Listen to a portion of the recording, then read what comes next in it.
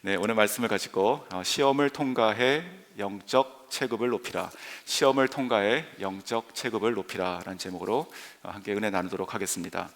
자, 예수님께서 지금 사역을 시작하시면서 지금 세 가지 유혹 시험을 받으시는 장면이고 또 승리하는 그런 본문입니다.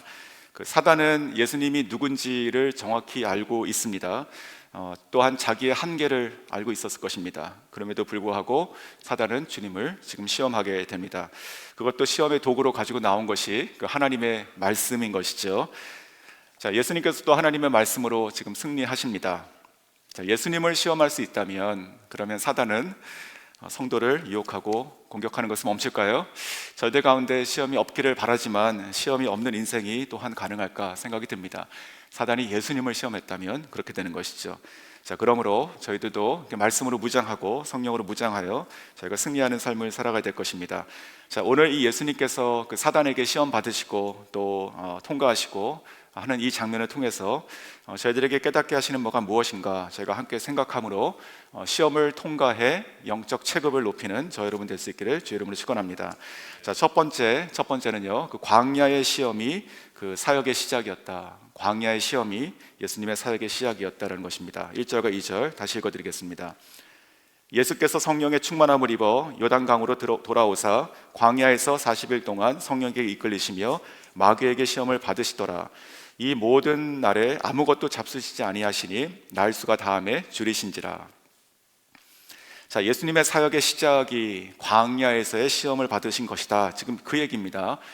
지금 누가복음 보고 있는데 누가복음 1장에서는 그 예수님의 탄생의 예언이 있었고, 그리고 2장에서는 예수님께서 탄생하십니다. 그리고 3장에서는 예수님께서 침례를 받으시죠. 그러면서 지난 토요일 본문에서는 그의 사역, His Ministry의 그 시작을 알리는 그 알림이 있었습니다. 자, 여기까지 누가복음 1장, 2장, 3장을 보시면 얼마나 이렇게 착착 진행되는 그런 느낌이었습니까? 마치 저희가 정말 최고급 호텔에 갔을 때 무슨 코스 요리를 먹는다고 치면 그 한 접시 한 접시 나올 때마다 뭐 감탄을 금하지 못하는 것 같은 것일 것입니다. 그런데 오늘 4장을 보니까 그렇게 그 His Ministry가 시작이 된다라고 선언한 이후에 처음 등장한 사건이 뭐냐면 바로 광야이고 40일 금식이고 또한 사단에게 지금 시험을 받는 그런 본문이 되는 것입니다. 마치 우리 인생도, 아니 예수님의 인생도 마찬가지죠. 꽃길이라 생각했는데 꽃길이 아니라 광야길을 통과하시는 장면입니다. 예수님도 그러셨듯이 저희 성도들에게도 하나님께서는 이런 광야길을 또한 통과하게 하시는 것이죠. 중요한 것은 오늘 중점으로 다루진 않겠지만 그 1절에 지금 두 번 나온 것이 무엇이냐면 성령에 대한 얘기입니다. 즉 성령의 충만하심을 입어서 또한 성령에게 이끌리시어 이렇게 광야로 또 시험을 받으시는 예수님을 보게 되는 것이죠. 즉 성령 충만한 삶이라고 하는 것이 시험이 없는 삶이 아니고 또 성령에 이끌리는 삶이라는 것이 모든 시험을 다 피해서만 살아가는 그런 온실 같은 그런 신앙인은 아니겠죠. 자, 시험 받는 것을 저희가 기뻐하는 사람은 없습니다. 광야를 통과하는 것을 좋아하는 사람도 없습니다. 우리 모두가 다 꽃길, 평탄한 길을 다 그렇게 바라게 되는 것이죠. 하지만 예수님의 사역의 시작을 보면 바로 시험을 받으시는 것이고 또 광야로 나가셨다라고 하는 것을 저희들에게 오늘 하시는 메시지라 생각이 듭니다. 그 고난과 시험은 언제나 저희가 살아가면서 늘 겪지만 항상 참 힘들고 또 피하고 싶은 그런 것들입니다. 하지만 성경은 성도를 통해서 성도에게 고난을 주심으로 하나님께서 성도를 얼마나 더 단단하게 만들어 가시는가, 저희가 지난 2주 동안 또 살펴봤던 그 특세에서 또 아브라함의 인생도 똑같습니다. 정말 그 아브라함의 인생의 여러 가지 그 순간순간에 그 고비들을 통해서 하나님께서 믿음의 사람으로 하나님의 열심으로 만들어 가셨던 것을 저희가 봤는데, 마찬가지로 하나님은요 그 성도들을 정말 그 가나안 땅을 인도하시기 위하여 마치 광야를 통과하게 하셨던 것처럼 그렇게 저희들에게 하신다는 것이죠. 물이 없는 곳으로, 또 양식이 없는 곳으로, 또 옷이 없는 곳으로, 또 위험한 곳으로 저희들을 내모시는 것 같지만 모든 것이 시험이고 또한 훈련이다 이렇게 말씀하셨고, 또 그런 걸 통해서 하나님만 바라보고 의지하게 하는 정말 하나님의 사람으로, 하나님의 군사와 같은 사람으로 만들어 가시는 하나님을 저희가 보게 됩니다. 자, 예수님의 생애는 고난을 빼고서는 이해할 수가 없게 됩니다. 예수님 한 사람 정도는 하나님이시기 때문에 이렇게 좀 예외적으로 살 수 있지 않았을까요? 하지만 예수님은 우리 이 땅에 있는 어떤 그 누구보다도 공격받으시고 고난받으시고 또 감히 사단에게 끝까지 십자가 앞에서까지 시험을 받으셨던 것 제가 잘 알고 있습니다. 그 예수님의 그 고난은요, 이렇게 오늘 지금 본문에서 나온 그 공생의 시작에 처음 한 번에 있는 것이 아니라 정말 끝까지 따라갔던 것이 예수님께 향한 그 고난이고 시험이었다는 것이죠. 예수님의 전 인생, 그 공생의 전 인생이 그 광야 같은 것이었고 정말 고난의 인생이었습니다. 성도들도 마찬가지입니다. 저희가 살아가지만 정말 저희들을 살아가면서 저희가 하나님을 만나고 깨어나고 우리의 신분이 회복되고 그리고 나아가서 이제 부르심을 따라서 우리의 사명의 삶을 살아가는 것이 성도가 아니겠습니까?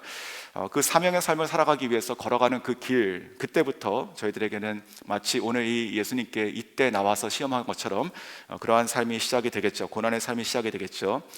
그 예비하신 모든 복과 그리고 그 인생의 해피엔딩을 주시기 위해서 하나님께서 이끌어 가시는 그 인생의 삶들을 보게 되는데, 뭐 요셉도 그랬고 다윗도 그랬고 뭐 다니엘도 그랬고 모든 그 성경에 나와 있는 기라성 같은 그 거장들이 다 그렇게 고난과 광야를 통과한 사람들이었다는 것입니다. 자, 그래서 오늘 이 본문을 통해서 저희가 꼭 기억해야 될 것은 성도들에게 있어서 성령 충만하고 혹은 은혜가 충만하다는 것이 우리가 고난이 없고 항상 평탄하다, 항상 행복하다, 우리 인간의 기준으로 행복하다, 그런 것은 아니다라는 것이고, 예수님을 공격했던 이 사단은 당연히 나도 그렇게 시험하고 또 내 주변에도 그렇게 항상 어려움을 줄 수 있다. 하나님께서 허락하시고 또 원하시는 것은 하나님께서 이 모든 걸 통해서 우리가 나약하게 피하고 숨고 하는 것이 아니라 통과하게 하신다는 것을 저희가 잊지 않기를 원합니다. 자, 두 번째는 오늘 이걸 통해서 볼 수 있는 것은요, 이 시험의 대상, 이 시험의 내용을 봤을 때는 영적인 면도 있지만 지극히 그 현실적인 그런 면들을 또한 시험하신다는 것입니다. 이게 정말 감히 그 사단이 예수님을 시험하시는데 이렇게 돌을 떡으로 되게 하라, 이런 것을 지금 시험하고 있는 것이죠. 자, 3절, 마귀가 이르되 내가 만일 하나님의 아들이거든 이 돌들에게 명하여 떡이 되게 하라. 그냥 말로만 해라. 뭐 다 알고 있는 것이죠. 말로만 그냥 그러면 떡이 된다는 것을 알고 있었습니다. 하나님의 아들이니까 그렇게 할 수 있지 않습니까? 그렇게 하십시오. 지금 굶주리지 않았습니까? 그런 얘기하고 있는 것입니다. 자, 예수님께서 40일 굶주리셨습니다. 예수님은 하나님이시지만 예수님은 완전한 그 인간이시죠. 완전한 사람으로서 40일을 금식하신다, 먹지도 마시지도 않으신다, 뭐 초인적인 것이죠. 얼마나 배가 고프셨을까요? 얼마나 정말 힘이 없으셨을까요? 이때의 이 빵의 이 시험은요, 결국은 정말 인간의 그 생존의 문제인 것이고 가장 기본적인 것이고 또 매우 현실적인 상황에 직면한 문제를 정확하게 지금 얘기하고 있는 것입니다. 이 돌들을 떡이 되게 하라. 자, 마태복음에서는 똑같은 본문을 이렇게 표현합니다. 이 돌을 그 떡 덩이가 되게 하라. 얼마나 먹고 싶었겠습니까? 이 떡 덩이처럼 보이게 하는 것이죠. 자, 그와 같이 예수님께 그렇게 아주 현실적인, 정말 지금 가장 필요한, 가장 인간적인 그런 시험을 아무도 없는 중에 그저 예수님 혼자만을 위해서 하라. 이렇게 누구에게 피해 주는 것도 아니고 누구에게 보이는 것도 없는 것입니다. 아무도 몰라요. 자, 그렇게 지금 하고 있는 것입니다. 또한 이 사단이 지금 앞에 꺼내고 있는 말이 너가 만일 하나님의 아들이거든, 알고 있지만 그것을 전제로 얘기하는 것이죠. 하나님의 아들 아닙니까? 이 뜻입니다. 하나님의 아들이거든 그렇게 하십시오, 이렇게 얘기하는 것이죠. 이것이 왜 중요하냐면, 제가 봤던 그 누가복음 직전 3장을 보면 하나님께서 그 침례받으시는 예수님께 뭐라고 말씀하십니까? 너는 내 사랑하는 아들이다, 이렇게 얘기하죠. 그러니까 만인에게 공포됐던 그 신분이었습니다. 이 사람은 요셉의 아들이지만 평범해 보이지만 하나님께서 하나님의 아들이다, 내 아들이다 라고 말했던 그 사람입니다. 그러니까 그렇다면 하나님의 아들이라면 하나님의 아들로 살아가라, 사람 말고 하나님의 아들로 보이고 살아가라, 이렇게 지금 유혹하는 것이 아닐까요? 즉 가장 현실적인 문제에서 또 가장 육체적인 연약한 중에, 굶주린 중에 지금 떡이 되게 하라고 말하고 있습니다.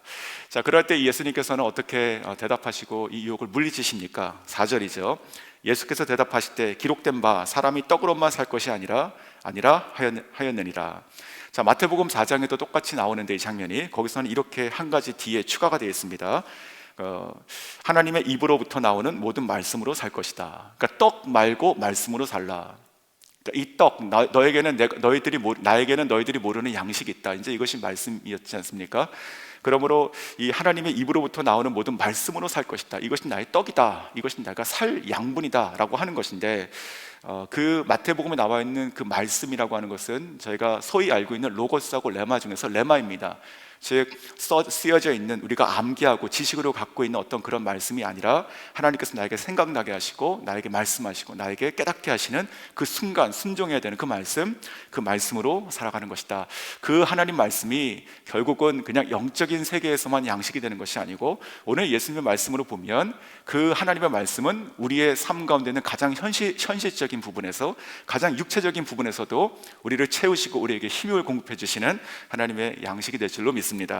자, 우리가 살아가면서 이 돌이 떡이 되게 한다라고 하는 이 시험은 아마 많이는 없을 것 같습니다. 왜냐하면 단순한 이유이죠. 우리에게는 이 돌을 떡이 되게 할 수 있는 능력이 없기 때문에 그런 것이죠. 하나님이셨던 예수님은 돌을 떡이다, 돌이 떡이 되라 라고 말씀으로 떡이 되게 했겠지만, 사람인 저희들에게 저희가 그렇게 간절히 바란다고 이 돌이 떡이 되라 라고 얘기할 수 있는 능력은 없는 것입니다. 하지만 그럼에도 불구하고 이 돌 같은 것을 떡이 되게 하는 유혹들은 저희들에게 있습니다. 오래전 이야기인데, 선교지 가기 전 이야기인데, 어떤 형제가 저한테 와서 아주 심각한 얼굴로 아주 진지하게 그 상담 및 그 기도를 부탁한 적이 있었습니다. 그 모기지 회사를 다니던 형제였습니다. 근데 이 형제가 어떤 기도 제목을 부탁했냐면, 저희가 사람들이 집을 사거나 아니면 어떤 대출을 받으면 그 서류가 이제 수십 장이 되지 않습니까? 그러면 모든 절차에 따라 가지고 그 돈을 이제 빌려주게 되는데, 회사를 통해 가지고 그 누구든지 내가 100사람을 만나든 1000사람을 만나든 그 서류를 처음부터 끝까지 읽고 보고 확인하고 사인하는 사람은 없더라, 이렇게 되는 것이죠. 하지만 저희가 이제 그것을, 어떤 것을 대출 받을 때 사인을 여러 번 하지 않습니까? 자, 넘기시고 몇 페이지에 어디 보시면 이니셜 쓰시고 이렇게 하지 않습니까? 거기가 그게 이제 유혹이라는 것입니다. 왜냐하면 그렇게 그냥 지나가듯 누구든 이렇게 거스르지 않고 그냥 사인을 하는데, 그 숫자의 끝자리에 숫자를 하나를 바꾸면 자기에게 수백 수천 달러의 돈이 들어올 수 있는 상황이라는 것이죠. 그래서 그 유혹들이 항상 있고 굉장히 솔직한 것이 아닙니까?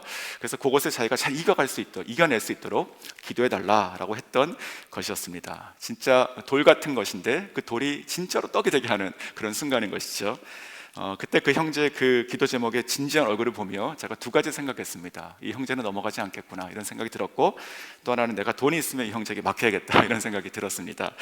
자, 이렇게 그 돌을 떡으로 바꾸라라고 하는 그런 것들은 저희들에게 많지는 않지만, 지금 설명드렸던 이러한 사항들이 저희들에게 그런 유혹일 것입니다. 거꾸로의 유혹도 있다 생각이 들었습니다. 즉, 이 떡을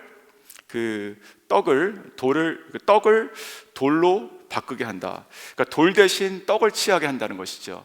그러니까 바꾸는 것이 아니라 그 돌 대신 이건 말고 떡을 취하게 하는 어떤 그런 유혹들은 저희들에게 많이 있는 것 같습니다. 가령 예를 들어서 이제 경제적인 어떤 그런 상황들로 한번 생각해 봤습니다. 그 누군가 옳지 않은 어떤 수입원을 저희들에게 제공했을 때, 지금 어렵죠. 자, 이걸 통해서 당신 가족에게 이러한 것들을 공급할 수 있으니 이 일을 나를 도우십시오라고 하는 것들 있는 것이죠. 예전에 한번 제가 선교 보고할 때 잠깐 그 말씀 드렸었는데, 저에게도 그런 일이 한 번 있었습니다. 간략하게 간추려 말씀드리면, 그 당시 선교지에 가서 초창기에 그 집 렌트가 올라가고 아이들이 학교를 이제 들어가기 시작하면서 당장에 매달 들어가는 그 재정이 조금 어려워진 상태가 있었습니다. 그때 저를 관심 있게 지켜봤던 어떤 한 분이 저에게 어떤 걸 제안하셨냐면, 그 모든 것을 자기가 다 제공해 줄 수 있으니까 와서 자기 일을 도우라고 했습니다. 근데 그때 한 가지 조건은 뭐냐면, 제가 그때 시작했던 그 교회 일을 접고 자기를 도우라, 이렇게 얘기했었습니다. 그러면 지금 필요한 모든 것을 넉넉하게 다 이렇게 해줄 수 있다, 이렇게 얘기했었는데, 너무 감사한 것은 그때 정말 고민 1도 없이 그렇게 하지 않았다는 것이고, 너무나 감사한 순간이었습니다. 본문으로 다시 돌아가면 그럼 예수님의 시험이라고 하는 것은, 그 예수님께 시험했다라고 하는 것은 꼭 영적인 고차원적인 그런 것만 있는 것이 아니고, 예수님께도 굉장히 실제적인 시험을 하지 않습니까? 떡이 되게 하라, 이런 것처럼 가장 현실적인 그 시험들이 저희들을 따라다닌다는 것이죠. 가장 육체적인 것, 그리고 내가 지금 가장 나에게 지금 시급한 것, 혹은 내가 가장 연약한 나의 부분, 그것이 어떤 상황이건 육체건, 그런 순간에 정말 이 돌덩어리 이거 하나 정도는 지금 떡이 될 수 있게 하지 않겠느냐, 아무도 보지 않지 않느냐, 이 정도는 하고 일단 넘어가야 되지 않느냐라고 하는 시험들이 저희들에게 있습니다. 있습니다. 그때 어떻게 하시겠습니까? 오늘 예수님께서도요, 예수님께서 만약에 그 순간 지금 광야에서 그 돌 하나 떡이 되게 한들, 아니 그 사단의 눈을 가리고라도 떡이 되게 한들 누가 알 수 있겠습니까? 하지만 예수님께서는요, 그 순간의 말씀으로 물리치시게 되는 것이죠. 바로 저희들에게 하시는 말씀이라 생각이 듭니다. 저는 그래서 이 가장 현실적인 그 시험의 대상이 도구가 되었던 이 돌, 떡으로 만들려고 했던 이 돌, 떡, 이것을 저는 돌떡이라 이렇게 부르고 싶습니다. 이게 돌인데 떡이 되게 하는 시험인데 떡으로 만들어 놓고 먹어보니까 돌이 된다, 이렇게 되는 것이죠. 결국은 소화도 안 되고 결국 나를 망하게 하는 것, 돌을 떡으로 바꾸지 않으시는 저 여러분 될 수 있기 원하고, 특별히 가장 현실적이고 가장 나약한 순간에 승리하시면 좋겠습니다. 자, 세 번째, 이 말씀 통해서 저희들에게 하시는 말씀은 말씀의 검으로 싸우라는 것입니다. 말씀의 검. 성경책이 아니지만 성경책이라고 치면 제가 이렇게 언제 한번 연극을 하고 싶습니다. 어린아이들 앞에서. 이게 성경책인데 여기서 이렇게 뭘 하나 꺼내주는 거예요. 뭘 꺼내느냐? 막 기대하고 꺼내고 보니까 이제 칼이 나오는 것이죠. 멋있지 않겠습니까? 네, 진짜 이 성경책에서 쫙 뭘 꺼내는데 장검이 나오는 것입니다. 말씀의 곧 성령의 검, 곧 하나님의 말씀이기 때문에 그런 것이죠.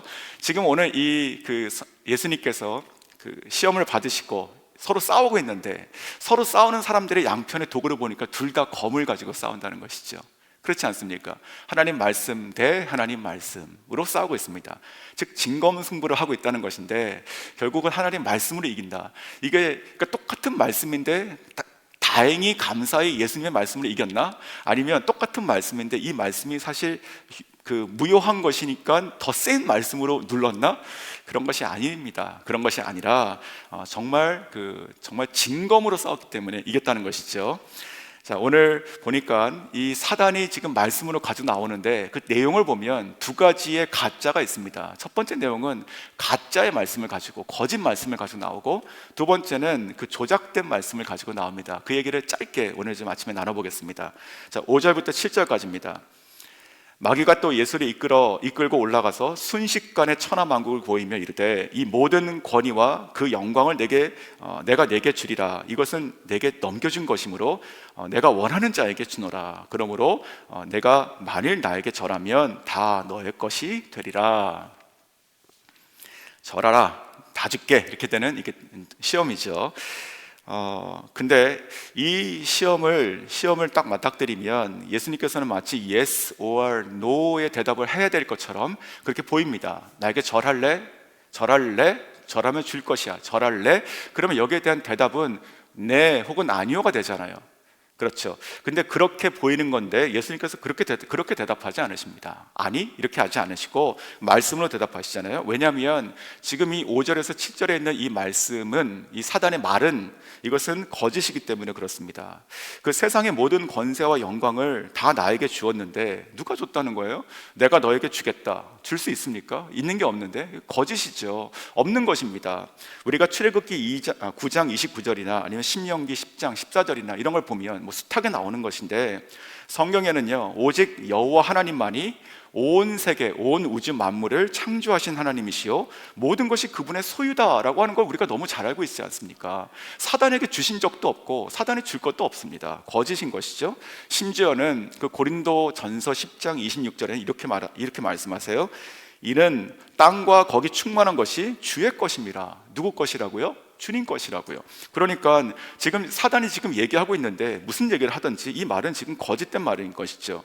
사단이 세상의 모든 권세와 영광은 사단의 것이 아니라 그 말을 지금 듣고 있는, 즉 시험을 받는다고 보이는 그 예수님의 것입니다. 예수님의 것인데 예수님께 그것을 주겠다? 말이 안 되는 것입니다. 비유를 하자면 어떤 큰 집에 상속자의 아들이 있는데 이 아들이 지금 어리다고 그 종이 와가지고 그 아들에게 장난치는 겁니다.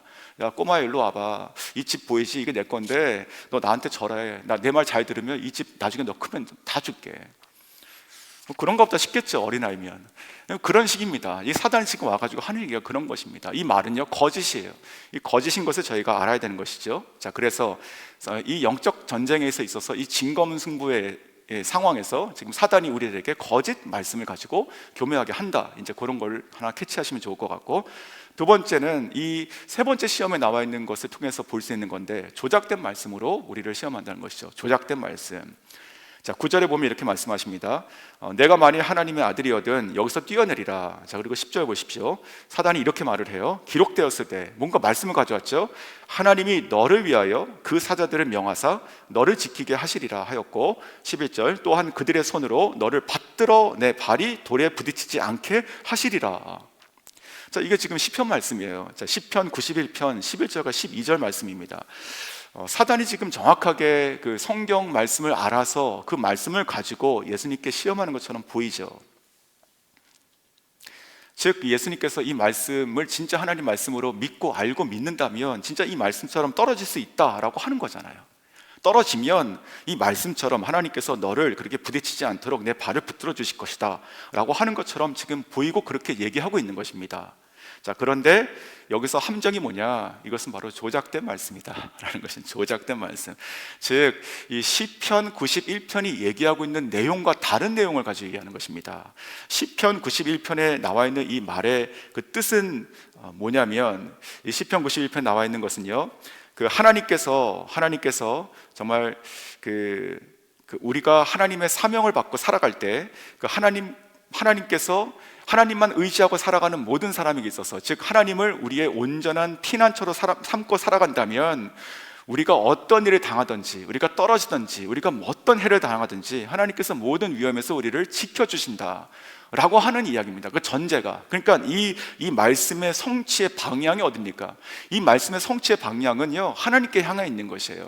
하나님의 뜻을 따라서 살아가는 자들에게 하나님께서 이렇게 확 잡아주시겠다는 것이지, 하나님의 반대편으로 막 자기 뜻대로 막 가는데 하나님께서 막 뒤에 성급하게 따라다니시면서 막 넘어질까봐 그렇게 막 여기도 챙겨주시고 저기 챙겨주시고 그렇게 분주하게 다니시는 분이 아니시라는 것이죠. 그러니까 이것이 완전히 바뀌어져 있는 것이고 조작된 것이에요. 그때 이 예수님께서 뭐라고 말씀하시냐면, 바로 신명기 6장 16절의 말씀을 가지고 대답하시는 것이, 주 너의 하나님을 시험하지 말라, 이렇게 얘기하는 것이죠. 주 너의 하나님을 시험하지 말라. 우리가 말씀을 정확히 알아야 됩니다. 말씀을 정확히 알지 못하면, 그 뜻을 정확하게 알지 못하면 저희도 이와 같은 상황 가운데 이게 하나님 말씀인 것 같아, 정말 이렇게 말씀하셨네 라고 하면서 우리가 그 어떠한 그 말씀이 얘기하고 있는 바에서 반대로 가게 되는 것이죠. 심리학에서 그 지식적 착각이라는 개념이 있습니다. 지식적 착각인데 지식적 착각이다. 즉 어떤 것을 내가 당연히 알고 있다라고 생각하지만 사실 그만큼 내가 생각하는 만큼 알고 있지 않은 상태, 자, 그런 것들 착각이라고 얘기하는 건데, 실제 이런 예가 있었습니다. 그 뉴질랜드 와이카토라고 하는 대학에서 한 연구인데, 그 사람이 어떤 실험자들에게 이렇게 불러가지고 이렇게 얘기했습니다. 지금 이렇게 가정입니다. 지금 당신이 어떤 비행기 안에서 지금 탑승해 있는데 지금 비상 상태가 발생했습니다. 그래서 조종사는 지금 운전할 수가 이게 없고 지금 당신만이 이것을 착륙시킬 수 있는 유일한 사람입니다. 자, 어떻게 하겠습니까? 하면서 그 상황을 가정하면서 4분짜리 짧은 비디오 클립을 보여줬습니다. 그 비디오 클립의 내용은 비행기가 착륙하는 그 내용입니다. 자, 그런데 의도적으로 그 4분짜리 그 착륙하는 내용, 실제 착륙하는 내용인데, 비상사태에서 의도적으로 어떻게 했냐면 그 조종사의 그 손의 위치를 일부러 안 보여줬습니다. 그냥 그 상황만 보여주고 결국 이렇게 잘 섰다, 이제 그런 얘기잖아요. 그러니까 결국은 이 조종사가 어떤 키를 만지느냐, 올리느냐, 뭘 바라보느냐, 이런 거의 내용을 뺐습니다. 실제적으로 도움이 되는 내용이 없었다는 뜻이죠. 그랬는데 이제 그 다음에 이제 연구 결과입니다. 한 부류에게는 그냥 이 비디오를 안 보여줬고, 한 부류는 이 비디오를 아주 진지하게 보게 했습니다. 4분짜리를. 그리고 나서 이렇게 물었습니다. 당신은 이 비행기를 착륙시킬 수 있다고 생각합니까? 그랬더니 이것을 본 쪽에서 30% 이상이 더 많이 자기를 낙관적으로 할 수 있다고 긍정적으로 생각했습니다. 착각입니다. 그렇죠? 이것은 착각인 것이에요. 자기가 실제로 이 비행기에 대해서 아는 바가 아무것도 없고 이 비행기를 착륙시키는 것에 대한 아무런 단서도 없습니다. 하지만 자기가 뭔가 봤어요. 뭔가 보고 뭔가 생각했습니다. 근데 실제로 필요한 것은 아무것도 없었어요. 착각이라는 것이죠. 자, 말씀이라는 것도 저는 비슷하다 생각이 듭니다. 우리가 말씀에 노출이 되어 있어요. 설교도 많이 들으시고요, 예배도 많이 보시고요, 또 우리가 또 성경 말씀도 많이 읽으시고요, 또 어떤 그런 우리의 삶 가운데 말씀에 많이 노출이 되어 있습니다. 그것과 말씀을 정확히 아는 것은 다를 수 있다라는 것입니다. 오늘 지금 이 사단이 얘기하고 있는 것도 말씀으로 가져 나왔습니다. 그러네, 정말 그렇게 말씀하셨네 라고 빠질 수 있는 것이죠. 근데 이 말씀은 그 뜻이 아니라는 것을 정확히 알지 못하면 그 말씀 때문에 걸리게 될 수 있는 상황이 되는 것입니다.